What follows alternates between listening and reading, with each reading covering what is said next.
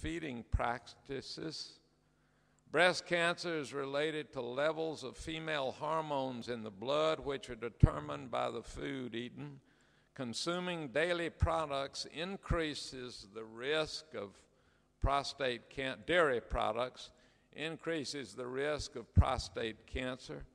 Kidney stones can be prevented by a healthy diet. Antioxidants in fruits and vegetables are linked to a better mental performance in old age.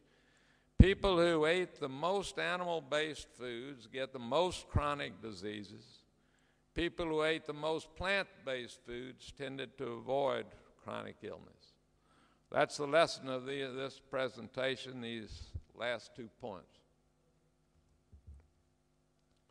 Colin Campbell also made this statement: we must tell the public that a diet of roots, stems, seeds, flowers, fruits, and leaves is the healthiest diet and the only diet we can promote, endorse, and recommend. There it is. Now the problem is for each of us to live up to that, which is another thing. This compares certain foods eaten in the USA, adults, Crete, and Japan. And again, percent of calories from fat, very high in the U.S., relatively high here, low in Japan. Saturated fat, enormous in the USA. Legumes, very low, U.S. Look at Japan, very, very high. Bread, cereals, inadequate here, way good there. Meat, huge in the USA, much less here. Fish, greater in Japan. The ideal diet. What is the ideal diet? Well, this is the toughest ideal diet that I've ever seen. This was one recommended by Caldwell Esselstyn, a general surgeon at the Cleveland Clinic. And he's followed this diet for a number of years now. And this is what he recommends. And he's got studies of people who have severe coronary atherosclerosis, and they're put on this diet, and those plaques in those coronary arteries shrink up, and the angina pectoris disappears. No flesh, no dairy products, no oil of any kind, no nuts or avocados. Eat all vegetables except avocados.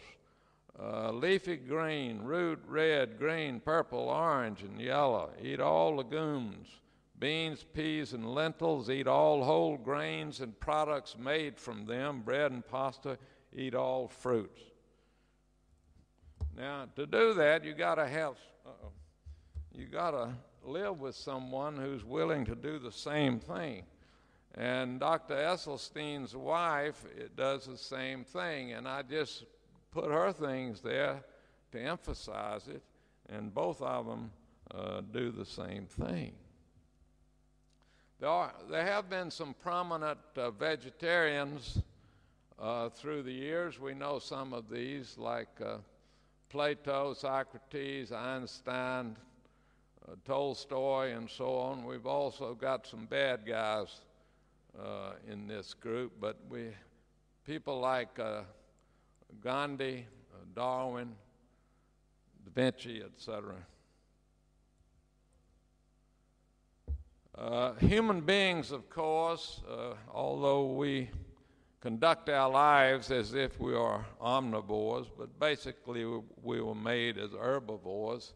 Plutarch pointed this out 2,000 years ago. Man has no curved beak, no sharp talons or claws, no pointed teeth. On the contrary, by the smoothness of his teeth, the small capacity of his mouth, the softness of his tongue, and the sluggishness of his digestive apparatus, nature sternly forbids him to feed on flesh. The intestinal tract of a human being is 12 times body length. So I'm 6 feet tall, so my intestinal tract is about presumably 72 inches long. So it's plenty of time to develop some of these bad diseases if these foods are in there so long. A carnivore, on the other hand, has an intestinal tract about 3 times body length, so it goes right on through. There are 3 different groups that have designated our 10 most healthy foods.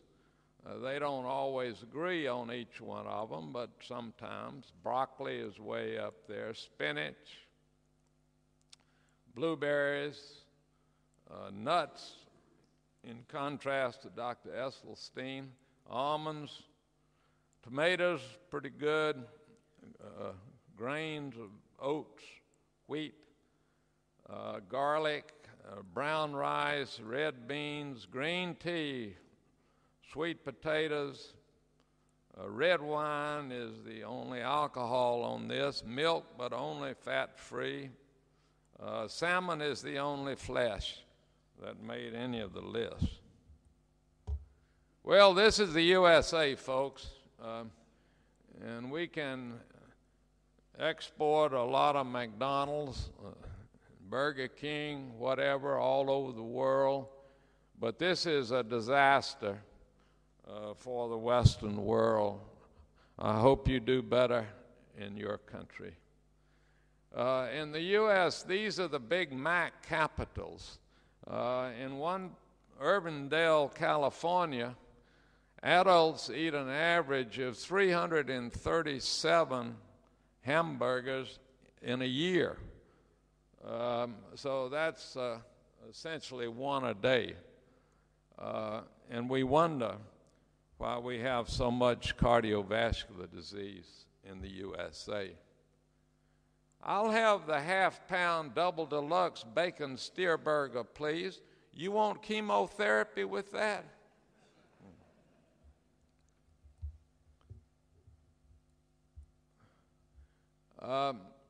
Most of the cholesterol we take in comes from 2 sources. Eggs, that's about 45% of the cholesterol we take in, at least in the USA. Most of the other comes from bovine muscle, the muscle of cows, and the products of cows. So we have beef here, about 28%, and then we have milk, cheese, and butter makes up most of the rest. Now, fat, in contrast, we only eat, in the U.S. at any rate, less than a gram of cholesterol a day. We're down, most people in the U.S. are down to about 300 milligrams. Fat, on the other hand, most of us in the U.S. anyway, eat over 120 grams of fat.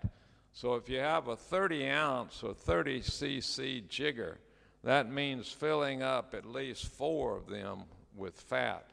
And cows are the biggest percent of that fat. Now, this is fat in animal products versus the fat in food products. So here we've got flesh on the left, and the percent of calories from fat is very high, and of course from vegetables it's very low. Every fatty acid, as we all know, contains all 3 types. Oh, sorry. I hit a wrong button, I guess. Every fatty acid contains all 3 components: monounsaturated, saturated, and polyunsaturated. Well, the saturated, of course, is the bad one. And the greater the quantity of saturated fat in any fatty acid, the worse it is for us. Now, how saturated fat turns into cholesterol apparently is a mystery. But the more saturated fat we eat, the greater our cholesterol levels. And not all fat, saturated fat, comes from animals. Coconut oil, for example, 92% saturated fat. Palm kernel oil, 86. Butterfat, 66. There's evidence that monounsaturated is better for us than maybe polyunsaturated. Olive oil, for example, is 77% monounsaturated. These are some facts on the cows. The planet contains about 1.3 billion cows. 25% of the Earth's land mass is used for pasture for cattle and other livestock. The combined weight of cows exceeds that of the human population on Earth. The U.S. is populated by 100 million cows and by 305 million people. 100,000 cows are slaughtered every day in the USA. They weigh about 1,100 pounds when they're killed. The U.S. ranks first among the beef-producing nations of the world, 22% of the output. The former Russia is second, and tied for third are Argentina and Brazil. All of the Western European countries combined produce 17% of the world's beef. The U.S. consumes 23% of the beef produced in the world, and it contains less than 5% of the world's population. So you can see why the cardiovascular health in the U.S. is not very good. Most of the world does have total cholesterol levels approaching this area. It's increasing all over the